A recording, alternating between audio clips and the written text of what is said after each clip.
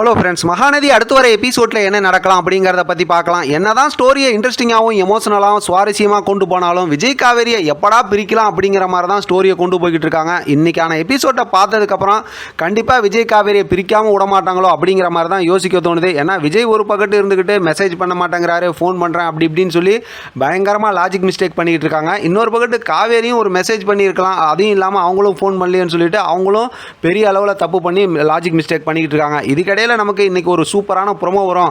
அதை வச்சு அடுத்து எப்படி ஸ்டோரி மூவ் பண்ணுறாங்க அப்படிங்கிற மாதிரி நம்ம யோசிச்சோம்னா ப்ரோமோவும் எதுவும் கொடுக்கல. அடுத்து என்ன கதை நடக்க வாய்ப்பு இருக்குது அப்படின்னா, இப்போ குமரன் வந்து கங்கா சாப்பாடு எடுத்து போனாங்க இல்லையா, நாளைக்கு அவங்க வந்து சாப்பிட்றாங்க அப்படிங்கிற மாதிரி இருந்தாலும் குமரன் வந்து இதெல்லாம் போய் நிவின்ட்ட ஏற்கனவே சொன்னதுனால இப்போ நிவினும் குமரனும் சேர்ந்து தான் ஹாஸ்பிட்டல் போய் விஜயை சந்திக்கிறாங்க அப்படிங்கிறது நமக்கு தெரிஞ்சு போச்சு. ஏன்னா ஷூட்டிங் ஸ்பாட் ஏரியாவில் ஏற்கனவே அந்த வீடியோ தான் ஷேர் பண்ணியிருந்தாங்க.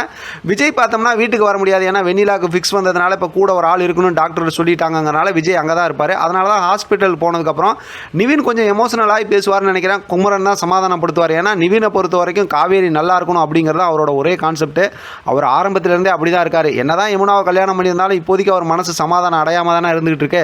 அதனால் கொஞ்சம் எமோஷனலாக பேசுவாங்க. அந்த நேரத்தில் தான் குழப்பமாக வர விஜய், ஆஹா நம்ம ஒரு வேளை லெட்ரு எழுதி வச்சுட்டு தானே வந்தோம், அதை காவேரி பார்க்கலையோ, ஏன் இவ்வளோ நேரம் ஃபோன் பண்ணல அப்படிங்கிற மாதிரிலாம் யோசிப்பார்னு நினைக்கிறேன்.